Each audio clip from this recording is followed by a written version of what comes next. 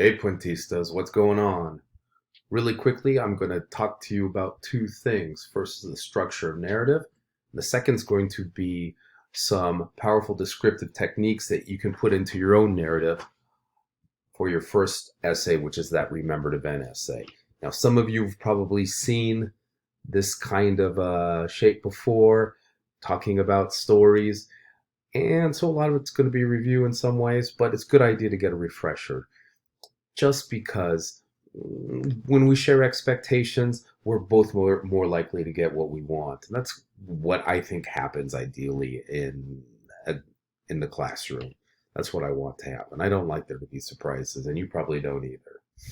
So let's go ahead and start. In most Western stories, when we tell something, there are certain elements that we see again and again. They help the story make sense to people. First is the exposition. And in the exposition, you've got the setting, right?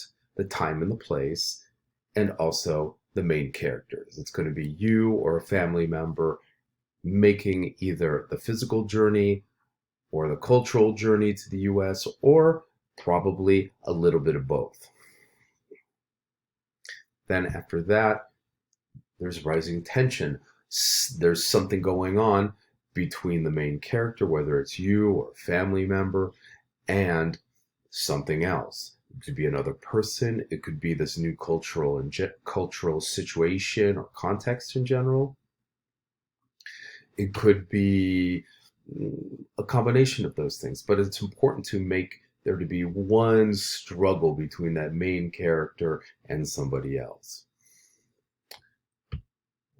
And then we have the climax, right? That's that point of highest tension. Hope you're writing this down and adding your own notes as I'm saying it, because it's going to help you remember it. And it's going to help you plan your own essay.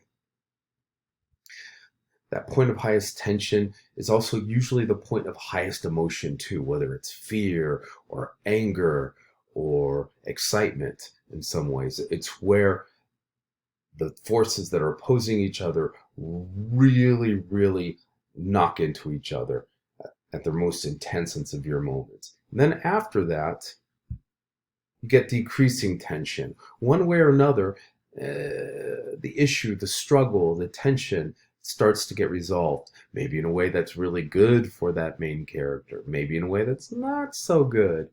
In America, we like those happy stories, so it's usually like, something good. But, it can be a combination of both. Because that's realistic, right? That's life.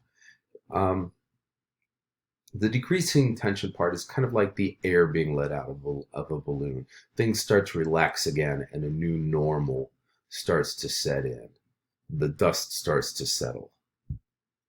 Finally, you've got the denouement. That's a French word. I know it looks like denouement. That's okay. Remember, you can also just use the word resolution if you want. That's just basically what I like to call the learning moment after all of this. What did the main character learn about themselves, about other people, about people in general, or maybe about nature? That takeaway moment's really important because that's why the story is being told. Let me tell you about this journey of these things that happened and how I was changed in the end by this new idea, this new way of seeing things, this new piece of knowledge. That's super important. So keep that in mind too. It could also be a learning moment about the new culture or the new cultural situation that the main character is in. And that's really cool. That's a really cool thing to reflect on because, culture, permeates so many aspects of our lives. And sometimes we don't think about it until we're in a culture that's not as familiar to us. And then suddenly, we start thinking about, all those assumptions that we have about how things should work and how they run. I'm going to quick pause here while I get ready and load up the next slide. So don't go anywhere. All right, I'm back. Did you miss me? It was a really long time. Okay. This next set of slides is going to be about description strategies. Now, description strategies, they add pop and excitement and vividness to the story that you're telling. They help the reader or the listener get immersed in your story. If you play video games, if you're a gamer, you probably have heard the term immersion, where you're just sucked into the world that you're playing in. And you know what? Description strategies work in a similar way when you're writing too. Now consider this example that I put up here. This is a remembered event of a kind. The memories of my family outings are still a source of strength to me. I remember we'd all pile into the car, I forget what kind it was, and drive and drive. I'm not sure where we'd go, but I think there were some trees there. The smell of something was strong in the air as we played whatever sport we played. I remember a bigger, older guy we called Dad. We'd eat some stuff, or not, and then I think we went home. I guess some things never leave you. And that's from Jack Handy, who did these deep thoughts segments on Saturday Night Live. And it was way, way, way back in the day. It was like, I don't know, 80s or something like that. But, it was a funny little thing. They're supposed to be really deep, but they're not, They're the opposite of deep. Another one of them that I like that's really funny is one that goes like this. If God is really inside all of us, then I hope he likes enchiladas, because that's what he's getting. Which is dumb. I mean, it's not really like literally inside of us. I mean, like, he's going to eat our food in our stomach. Anyway, so the point here is this little remembered event lacks pop. It lacks vividness. It lacks immersion because it's so vague. What kind of car was it? We don't know. What kind of trees? What kind of game was it? The bigger, older guy was called Dad. That's all. That's it. We'd eat some stuff. Stuff. Really? That's all you remember? It's really, really weak. But this is a starting point. Like, you could put in really awesome description strategies and turn this into something good. But right now, it's just kind of like a bare skeleton. And when we start to write our own drafts, when we get into the rough draft phase, sometimes it starts out that way as a skeleton, and it lacks that pop, it lacks that vividness. But we've got ways that we can really turn up the juice on it. I'm going to talk about those now.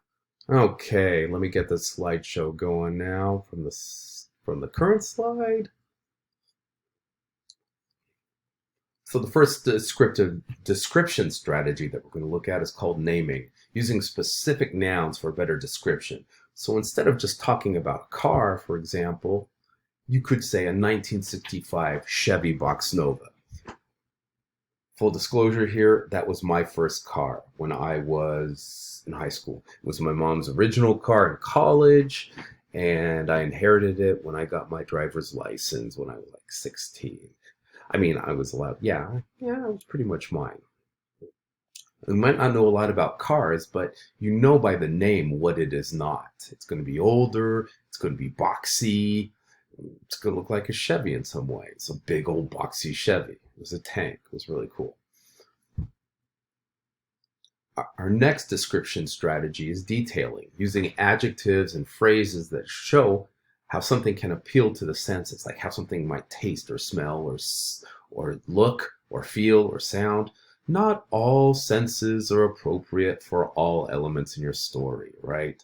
Nobody wants to really know how a car tastes unless, you got that, you're watching that show, My Strange Obsession, that guy who likes kissing his car. That was a weird one. If you haven't seen it, look it up. But this is where our adjectives come into play.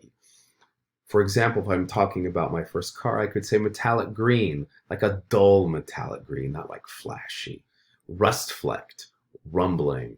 Now, notice rust flecked is about sight, but it's also about texture. You can kind of imagine what that part of the car feels like. And rumbling, of course, is, the sound.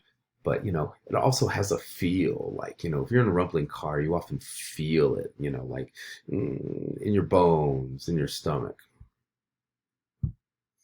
And then you've got comparing, which is using metaphors and similes and personification.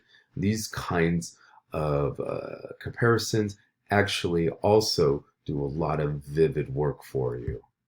Here's an example. My car was like a tank. It's like a tank, so that's going to be a simile. My car was a tank. That's a metaphor because there's no like or as in there, and it's a little bit more intense. But they're both suggesting things about it that was like a tank. It was big, it was slow, it was rumbling, it was indestructible. And I found a way to destroy it, but that's a different story.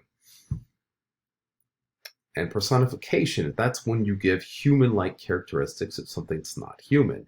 My car farted smoke as it warmed up on the cold morning.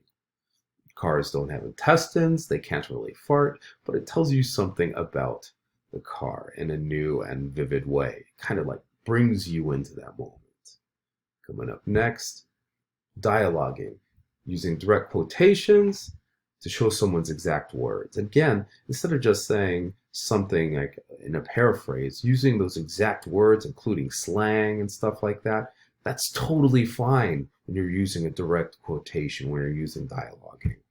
For example, the end of a quotation before the car crashed, it was after a swim meet. I had too many people in my car. I turned around and I told them to be quiet. In direct quotation, I told my friends to be quiet. Really vanilla. It would have to work up to be vanilla. Now, think about how a dialoguing example works instead. I said to my friends, shut your pie holes. I'm trying to drive. That kind of spicy language, you feel like you're just immersed in the situation.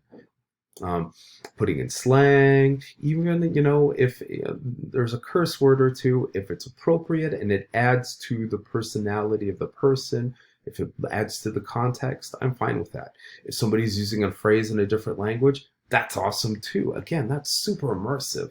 And that helps people really, really dive into the work that you're doing in your story. Here's another great example from The Onion. I hope you read it sometime. You could pause and take a look at it. A local 22-year-old has obtained a job at a website, sources confirmed Wednesday. And it's bland, bland, bland. It's got no description strategies in it. Terrible, terrible, terrible. But it could be the beginning of a good story once you really insert those description phrases in there. So I had a student say, well, he looks kind of bland. Well, okay, maybe. I don't know. And that is what a 65 Box Nova looks like. Much better condition than mine. But what a sweet ride, am I right? Look at that dash. Yep, I crashed it into a parked van. And we don't have to go that far yet, but pretty cool, huh? Stay gold, pony boy. Anyway, I hope this review of narrative structure and descriptive strategies was helpful for you. Reach out to me if you've got any questions. Thanks a lot, guys. I'll talk to you soon.